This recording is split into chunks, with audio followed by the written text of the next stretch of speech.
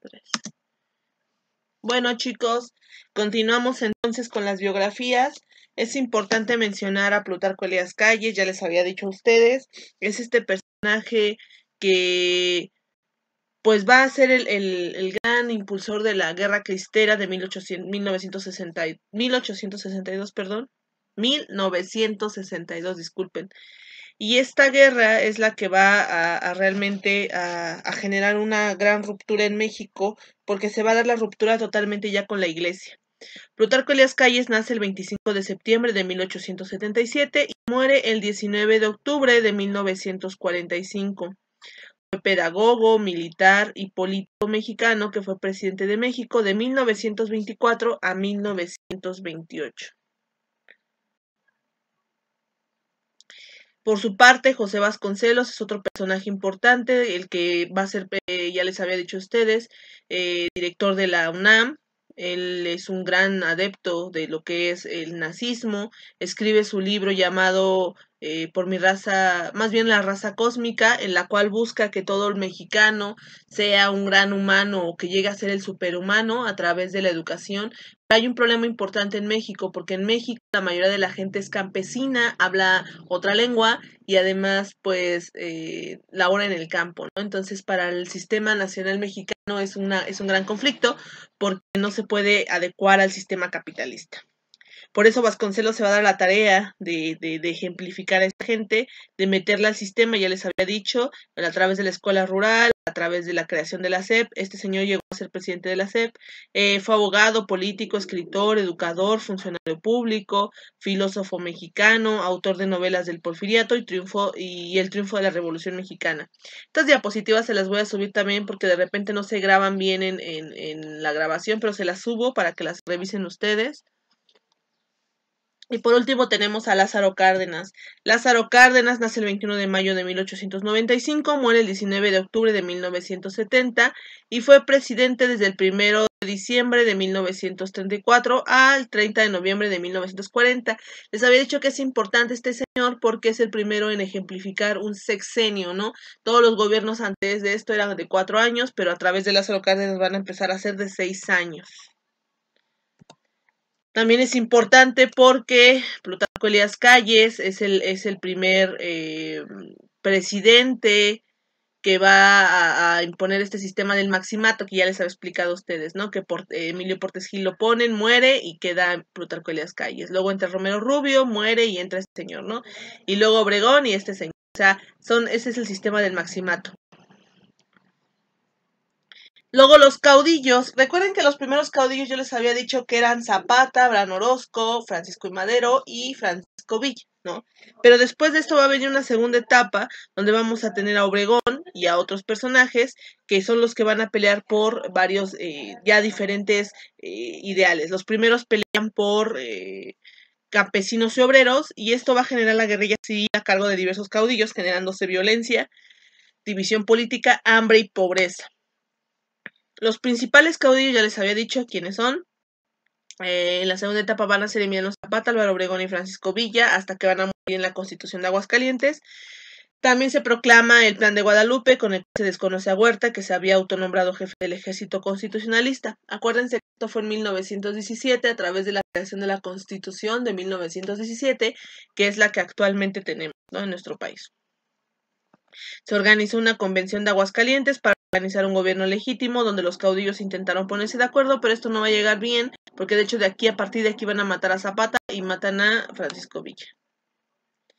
Los enfrentamientos ocasionaron epidemias, hambre, huelgas y desempleo, inseguridad, reclamos agrarios y guerra civil. Recuerden que cualquier conflicto o guerrilla civil dentro de un país va a generar un sinfín de conflictos. Y bueno, ¿qué es la Guerra Cristera? La Guerra Cristera se va a dar en la década de los años 20. Las relaciones entre la Iglesia y el Estado mexicano eran francamente tensas. Calles se declara abiertamente enemigo del clero. Y los sectores católicos organizaron exigir el freno a la política anticlerical. La medida de Calles no aceptó. ¿Qué es la Guerra Cristera? Pues la Guerra Cristera es cuando obviamente Plutarco Elías Calles le declara la guerra literalmente a la iglesia, cuando no se están acatando las reglas de la Constitución de 1854, en la cual, recuerden ustedes, la educación es laica y gratuita. Por esta parte, si alguien está dando educación religiosa en las iglesias, va a ser castigado, ¿no?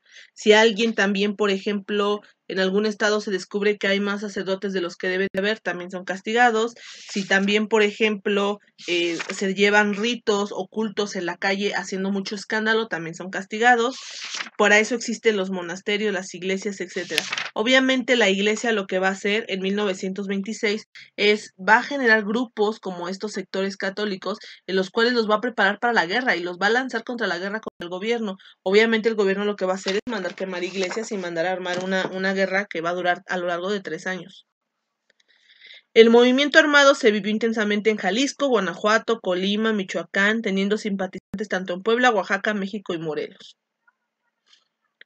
El lema de la pelea era Viva Cristo Rey. Pelearon como guerrilleros durante todo el gobierno anticlerical de Calles.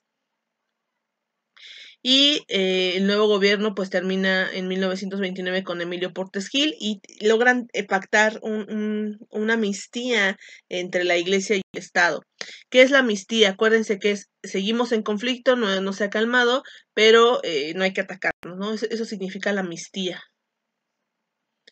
Bueno, la reforma agraria ya les había dicho a ustedes que lo propone o lo pide el plan de Ayala de Zapata desde 1911, pero no va a ser hasta Lázaro Cárdenas cuando se van a repartir las tierras a través de ejidos. ¿Qué son ejidos?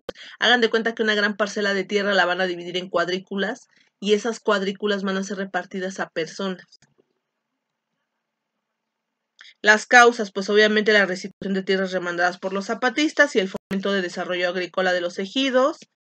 En 1934 y 1938 el ejido se convierte en el eje de desarrollo agrícola del país, creándose el Banco Nacional de Crédito Ejidal y el Departamento de Asuntos Agrarios de Colonización. La frase de estas personas era tierra y libertad y la tierra es de quien la trabaja, de los zapatistas, que obviamente ya les había dicho que no lo dice él, lo dicen los hermanos Flores Magón. Y bueno, las nuevas instituciones de seguridad social que se van a crear a través de esto, pues es el IMSS, que es el Instituto Mexicano del Seguro Social, el ISSSTE, que es el Instituto del Seguro Social para Trabajadores del Estado, y el Infonavit, que son estos apoyos para viviendas para las personas que trabajan. Bueno, la conclusión a la que vamos a llegar es que, bueno, después de este proyecto, junto con la realización de varios diagramas, estudio del tema y explicación de la maestra, pudimos comprender el periodo de la historia que ha dado pie a los cambios de nuestros días.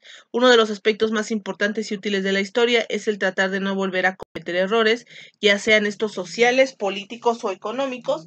Para ellos es imprescindible conocer la historia. Como actividad de esta clase, chicos, me van a buscar los aportes del presidente Lázaro Cárdenas al gobierno. Necesito que me hagan una lista de 10 aportes del gobierno de Lázaro Cárdenas a México durante su gobierno. 10 aportes. ¿Qué creó? ¿Qué cosas hizo? No lo menciono porque obviamente eso lo vamos a ver en la siguiente clase, pero necesito que lo busquen. Una investigación de 10 aportes importantes para México de Lázaro Cárdenas. Y la segunda es que me investiguen qué es el maximato. ¿De acuerdo? Esas son las dos actividades que necesito para esta semana y cualquier duda